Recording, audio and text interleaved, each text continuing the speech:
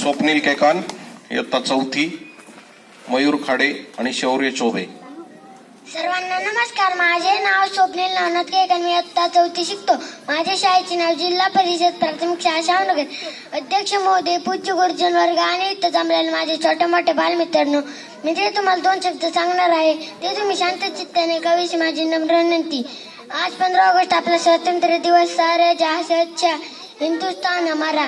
इंग्रज लोक व्यापार करण्यासाठी भारतात आले, राज्यकर्ते बनले, देशातील संपत्तीची लूट केली.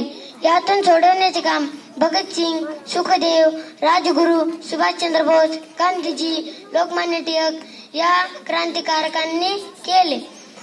आपल्या देशाला स्वातंत्र्य मिळवून दिले. त्यांना माझे कोटी कोटी प्रणाम. एवढे बोलून मी माझे भाषण संपवतो. जय हिंद, जय भारत. मयूर नंतर शौर्य चोबे. शौर्य